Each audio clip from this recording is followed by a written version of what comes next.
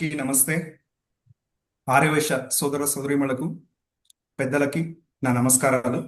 వాసవి మాత ఆశీర్వాదంతో మరియు మన గురువుగారైన గంప నాగేశ్వర గారి ఆశీర్వాదాలతో ఈ క్లాస్ని ప్రారంభిద్దాం. మనము ఈరోజు డే 2 పర్సనాలిటీ డెవలప్మెంట్ కోర్సులో ఉన్నాము. డే 1లో రిలేషన్షిప్ గురించి తెలుసుకున్నాము. ఈ రిలేషన్స్ అన్ని బాగా ఉంది అన్నప్పుడు నెక్స్ట్ ఏంటి అంటే మనకు ఒక గోల్. నేను గోల్ గురించి ఎక్కువగా మాట్లాడను. మన జగదీశ్వరరావు గారు గోల్ గురించి ఎక్కువగా మాట్లాడతారు. నేను ఒక హిస్టారికల్ స్టోరీతో మొదలు పెడతాను. నెక్స్ట్ వచ్చి మనం ఒక మనిషిలో మంచైనా చెడైనా రెండు చూడగలమా అనే క్వశ్చన్కి ఎస్ ఆర్ నో పెట్టండి. ఎవరైనా కానీ ఒక మనిషిలో మంచి చెడు రెండు ఉంటాయా లేదా? ఉంటే ఎస్ అని పెట్టండి, నో అంటే నో అని పెట్టండి.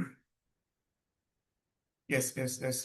సో ప్రతి ఒక్క మనిషిలోనూ మంచి ఉంటుంది, చెడు ఉంటుంది. ఇది ఎప్పుడే కానీ మన సిచ్యువేషన్ బట్టి మారుతూ ఉంటుంది. కొన్నిసార్లు సిచ్యువేషన్ మారినా మన మంచిదనం మారదు, వాళ్ళే గొప్పవాళ్ళు అవుతారు. కాకపోతే నార్మల్గా సిచ్యువేషన్ బట్టి మన మంచిదనం కానీ చెడుదనం కానీ బయటకు వస్తూ ఉంటుంది. It's a human tendency. అది తప్పు కరెక్ట్ అనకంటే ఇట్స్ ఎ హ్యూమన్ టెండెన్సీ. ఎప్పుడు చెడు లేని వాళ్ళే మనం దేవుళ్ళగా కొలుస్తాం. సో నేను దురంధర్ అని చెప్పాను.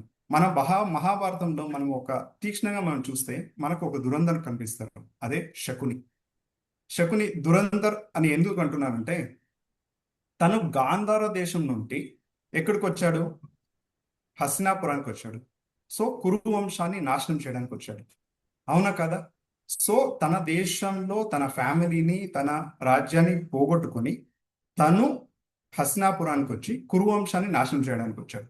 శకుని దగ్గర ఏముంది? ఏమీ లేదు, తను ఒక్కడే. మనం ఫిలింలో కూడా మనం చూడొచ్చు. పాత ఫిలింలో అంతా మనం చూస్తే శకుని ఎలా చూపిస్తారు చెప్పండి? ఒక అసహాయుడిలా చూపిస్తారు, లేదా ఒక విలన్ గా చూపిస్తారు, లేదా అంటే ఒక అంగవిహీనులుగా చూపిస్తారు, కుంటేవాడిలాగా అలాగా, జిత్తులు మరి నక్కలా చూపిస్తారు. కరెక్టా? జనరలీ మనం శకునిని అలాగే చూపిస్తారు కదా. కానీ శకునిలో కూడా మనం నేర్చుకోవడానికి కొన్ని ఏమైనా దొరుకుతాయని నేను చూశాను. నాకు అనిపించింది శకునిలో రెండు భాగాలుగా చూడొచ్చు. ఒకటి డూస్ అండ్ డోంట్ డూస్. అంటే ఏం మనం నేర్చుకోవాలి, ఏమి మనం నేర్చుకోకూడదు. ఆ రెండు విషయాల్లో మనం డిస్కస్ చేద్దాం ఈరోజు.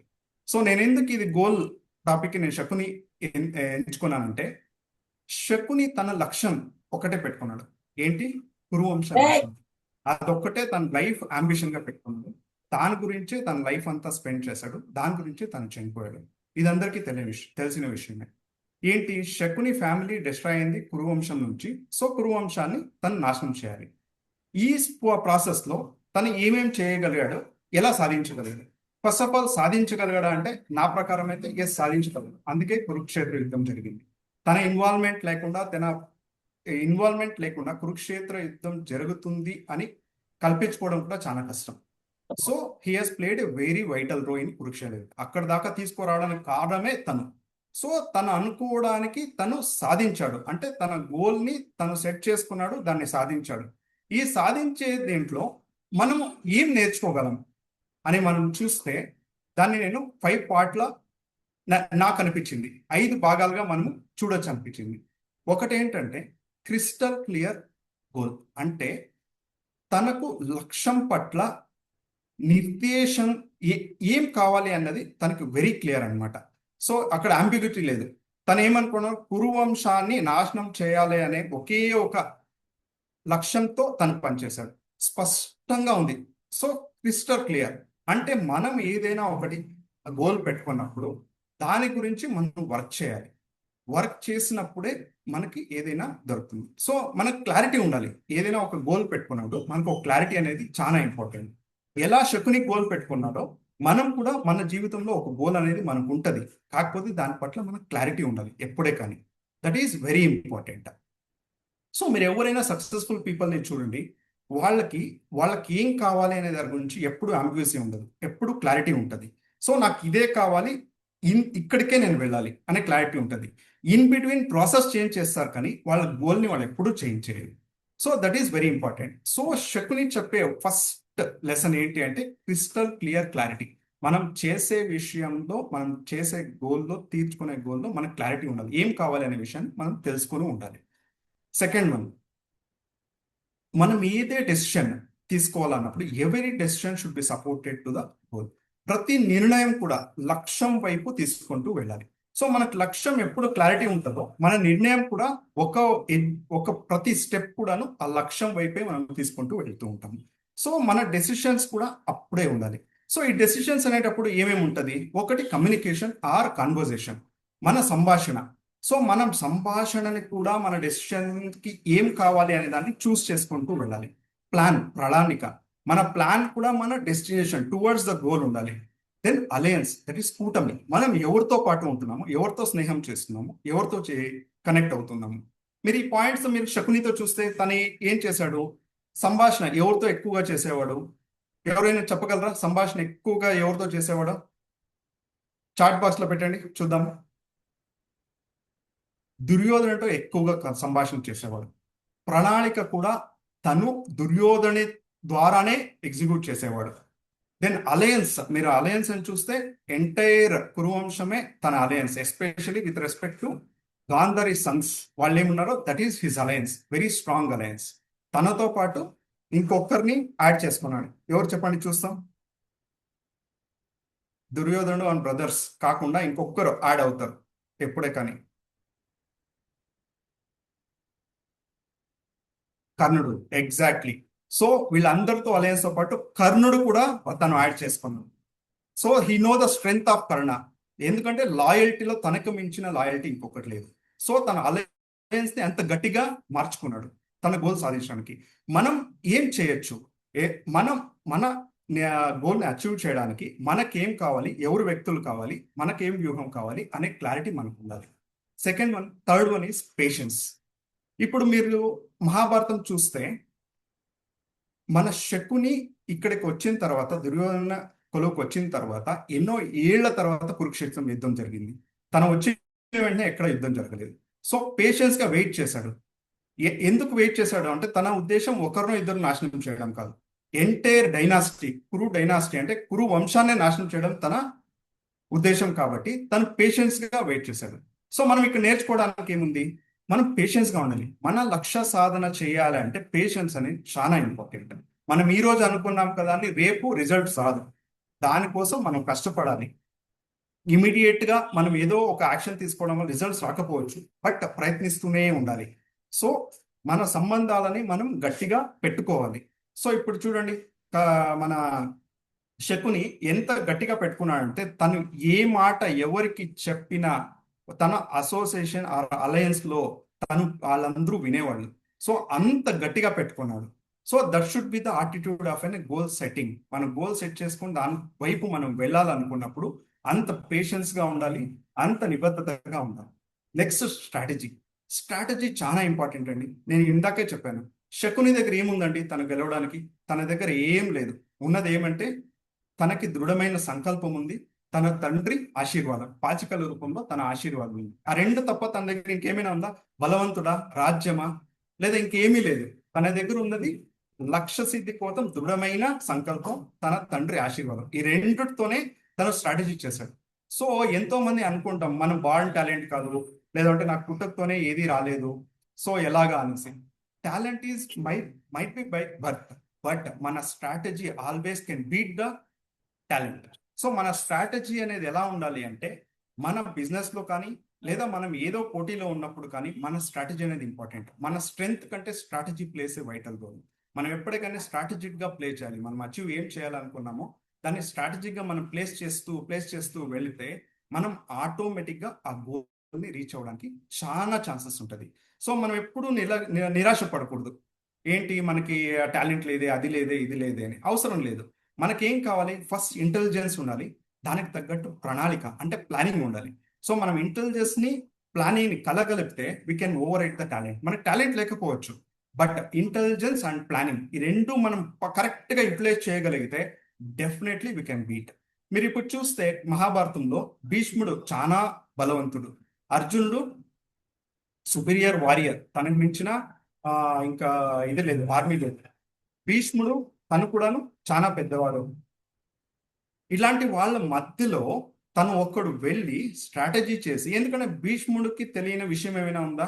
డెఫినెట్ గా అన్ని తెలుసు. ఆయన చాలా పెద్దవాడు, అందరికంటే ఏజ్ లో పెద్దవాడు, అన్ని చూశాడు. బట్ స్టిల్ ఆ సిచ్యుయేషన్ లో కూడా తనకు కావాల్సిన దాన్ని తను సాధించుకోగలిగాడు. ఇదంతా ఎలాగా అంటే తన strategy, long term vision. So goal అనేది తనకు క్లియర్గా ఉంది. Next influence. ఇన్ఫ్లుయెన్స్ చాలా ఇంపార్టెంట్ అండి. ఇప్పుడు మనం ఎవరికైనా ఏమైనా మాట చెప్పినప్పుడు మన మాట వాళ్ళు ఫస్ట్ వినాలి, అర్థం చేసుకోవాలి, దెన్ ఎగ్జిక్యూట్ చేయాలి. It is very important. So మనం ఈ ప్రాసెస్ చేయాలి అంటే ఫస్ట్ మనకి ఏం కావాలి ఏమి అనదానికంటే ఆపోజిట్ వాడి గురించి మనకు తెలిసి ఉండాలి. ఇన్ఫ్లుయెన్స్ చేయడం అంటే మన గురించి మనకు తెలుసుకోవడం కాదండి. ఆపోజిట్ పర్సన్, మనం ఎవరితో కమ్యూనికేట్ చేస్తున్నామో, ఎవరితో మాట్లాడుతున్నామో వాళ్ళ గురించి తెలుసుకోవాలి, వాళ్ళ పాజిటివ్ నెగిటివ్స్ తెలుసుకోవాలి, వాళ్ళ స్ట్రెంగ్స్ వీక్నెస్ తెలుసుకోవాలి. Then you can influence them. Say for example ఇప్పుడు చూడండి, మనము శకుని మీరు చూస్తే తను ఎలా ఇన్ఫ్లుయెన్స్ చేయగలిగాడు? ఫస్ట్ దుర్యోధనుని జెలసీ, అంటే మనం అసూయ కావచ్చు, ఈర్ష్య కావచ్చు, that was the plus point of him. అంటే శకునికి తెలుసు దుర్యోధనుడు ఈర్ష్యపరుడు అని, దాన్ని యూజ్ చేశాడు. దృష్ ధృతరాష్ట్రుడు తనకి బ్లైండ్ అఫెక్షన్ అని చెప్పొచ్చు, వాళ్ళ పిల్లల గురించి లేదంటే వాళ్ళ ఫ్యామిలీ గురించి బ్లైండ్ అఫెక్షన్. వాళ్ళు కరెక్ట్ చేస్తున్నారా తప్పు చేస్తున్నారా అనేది తెలియదు. ఉత్త అనుబంధం కావచ్చు, అనురాగం కావచ్చు, అది తప్ప ఇంకేమీ లేదు. కర్ణుడు లాయల్టీ, ధర్మమా అధర్మమా కాదు. కర్ణుడు ఏంటి, దుర్యోధనకి లాయల్ గా ఉండాలి, ఎందుకంటే తనకు హెల్ప్ చేశాడు కాబట్టి తను తప్పు చేసినా రాంగ్ చేసినా తనతో పాటే ఉండాలి. సో ఈ విషయాలన్నీ తనకు తెలుసు, దాన్ని టైంకి తగ్గట్టు ఎగ్జిక్యూట్ చేయడానికి ప్రయత్నించారు. That's where it has happened. So influence చేసేటప్పుడు ఎదుటి వాడి బలం గురించి తెలిసి ఉండాలి, బలహీనత గురించి తెలిసి ఉండాలి. అప్పుడే మనకి గోల్ అచీవ్ చేయడానికి చాలా వరకు మనకి ఉపయోగపడుతుంది. నెక్స్ట్, ఇప్పుడు నేను చెప్పాను డూస్ అండ్ డోంట్స్ చెప్పాను. ఇప్పుడు ఇవి 5 పాయింట్లు మనం తెలుసుకోవాల్సింది, మనం అప్లై చేయాల్సింది ఇది. కొన్ని విషయాలు మనం దూరం కూడా ఉండాలి. సో దాని దూరం ఎందుకు ఉండాలి అని నాకు చెప్తాను మీకు. ఒకటి, గోల్ ప్లస్ స్ట్రాటజీ, అంటే లక్ష్యం ప్లస్ వ్యూహం రెండు ఉంటే మనకు విజయం వస్తుందండి, ఖచ్చితంగా విజయం వస్తుంది. కాకపోతే దాంతో పాటు ఎథిక్స్, అంటే నీతి న్యాయం అనేది ఉంటే శాశ్వత విజయం వస్తుందండి.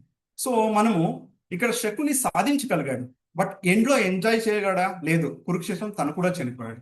ఎందుకు చెప్పండి? ఒకే ఒకటి లాకింగ్, దట్ ఈస్ ఎథిక్స్. తన దగ్గర లక్ష్యం ఉంది, వ్యూహం ఉంది, కాకపోతే తన దగ్గర నిజాయితీ ఉండలేదు, ఆర్ న్యాయం ఉండలేదు. ఎప్పుడు న్యాయం నీతి లేదో శాశ్వత విజయం అనేది రాదు. తనకు కావాల్సింది సాధించాడు, ఏంటి, కురువంశాన్ని నాశనం చేశాడు, కాకపోతే తను బతికిలేడు. కురుక్షేత్రంలో తను కూడా చనిపోయాడు. That is very important.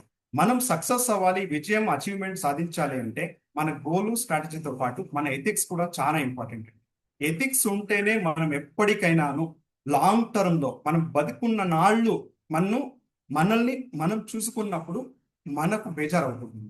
మనం ఇదా నేను చేశాను అనే ఫీలింగ్లో ఉండకూడదు. మన అచీవ్మెంట్ని మనం ఎంజాయ్ చేయగలగాలి. That is what very important. ఇప్పుడు నేను చెప్పాను కదా, ఈ ఎథిక్స్ అని చూస్తే మన శకుని ఏమేమి చేశాడు? ఒకటి, ధర్మాన్ని పక్కన పెట్టేశాడు. ఎవరండి? కురువంశం. వాళ్ళ ఎంతో చేశారు, నేను లేదనట్లేదు.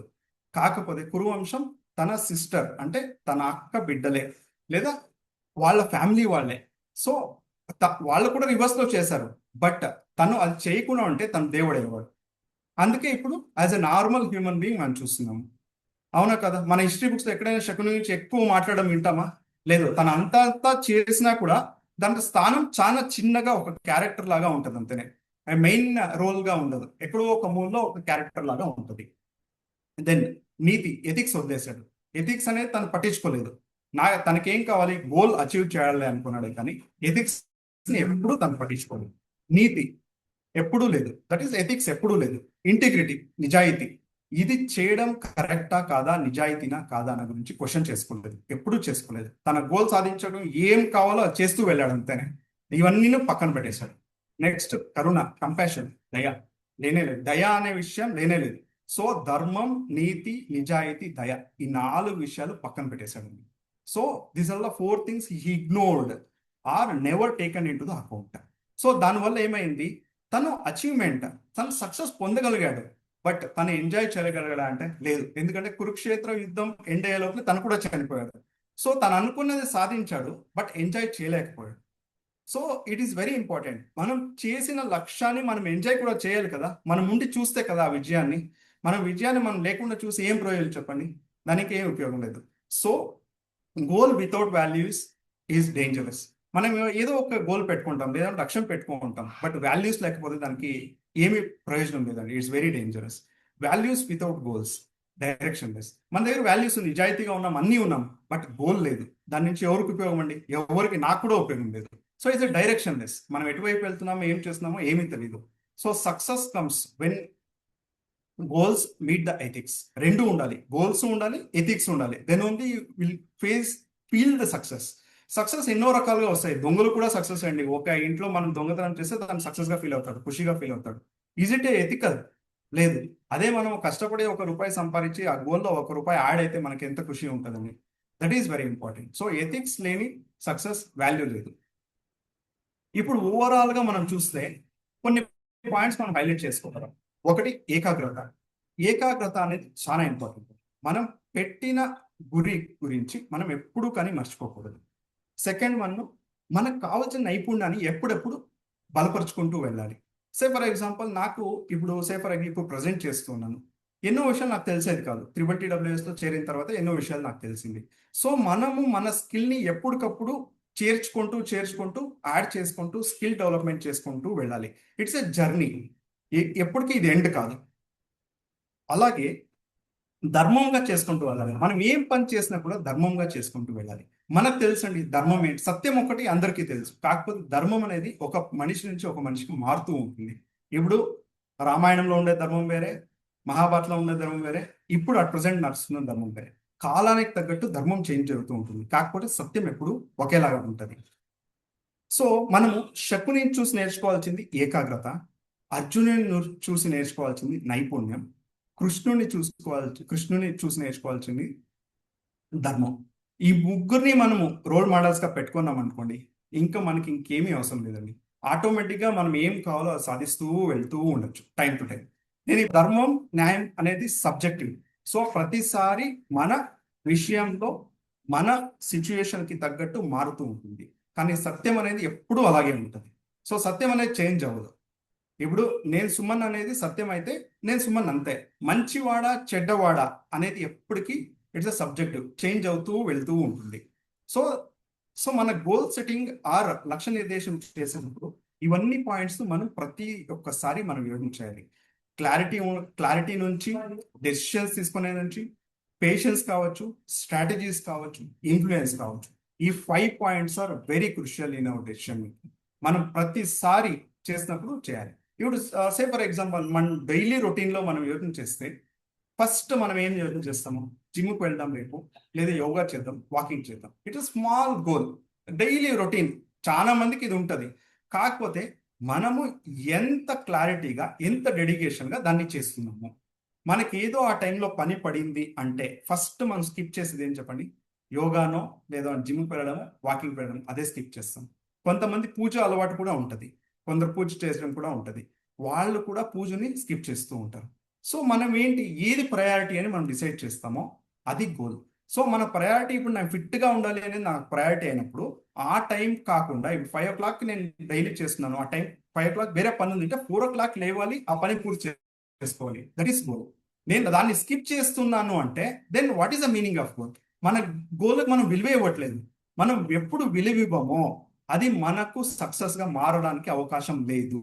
సో మనకు ఎన్నో ఇబ్బందులు ఉండొచ్చు, ఏమో ఉండొచ్చు, బట్ అన్నిటినీ అతిక్రమించి దాని కోసం మనం టైం చేసుకోగలగాలి. That is goal. ఎప్పుడే కానీ మనము రాత్రి 12 పడుకున్నాం, లేట్ అయింది, మార్నింగ్ లేట్గా లేస్తాను, అందుకు వాకింగ్ వెళ్ళాను. Is it a reason? మన ఫిట్నెస్ అనేది మన గోల్ అయితే దెన్ ఇవి ఏవి ఎక్సెప్షన్ కాదు. నేను 12కి పడుకున్నా, 1 గంటకి పడుకున్నా, 5 o'clock లేసి వాకింగ్ వెళ్ళి వస్తాను. That should be the commitment. ఎప్పుడే కానీ కమిట్మెంట్ అనేది for goal achieving it's very important. మనం ఎప్పుడే ఏ పని చేసినా కూడా పక్క వాడికి తొందర చేయాలని ఇంటెన్షన్ ఉండకూడదు. సో నేచర్ ఈజ్ రెసిప్రోకల్ అనమాట. మనము మంచిది చేస్తే మనకి మంచిదే వస్తుంది. ఇది మనకు పెద్దలు చెప్పింది, ఇది సత్యం. నేను అందుకే చెప్పాను, ధర్మం వేరే, సత్యం వేరే. సత్యం అంటే ఏంటి? కర్మ. మనం ఏం చేస్తామో అది వాపస్ వస్తుంది. మన గోల్ అచీవ్ చేయడానికి మనం ఏం ఫాలో అవుతామో అదే మనకు వాపస్ వస్తుంది. ఈ రోజు మనం సాధించగలము, కాకపోతే రేపు రివర్స్ వచ్చినప్పుడు మనం తీసుకోవడానికి కష్టం ఉంటుంది. సో మనం ఎప్పుడే కానీ ధర్మం, నీతి, నిజాయితీ, కరుణ, ఈ 4 ఎప్పటికీ వదలకూడదు. ఈ 4తో పాటు ఏదైనా గోల్ అచీవ్ చేస్తే that is your real success. So ఆ రోజు మనం సెలబ్రేట్ చేయాలి. ఆ సెలబ్రేట్ చేసేటప్పుడు ఎవరున్నారో లేదో కాదు, మనల్ని మనం గుర్తించుకొని మనం వెనకాల చూసినప్పుడు ఖుషి పడాలి. That is very important.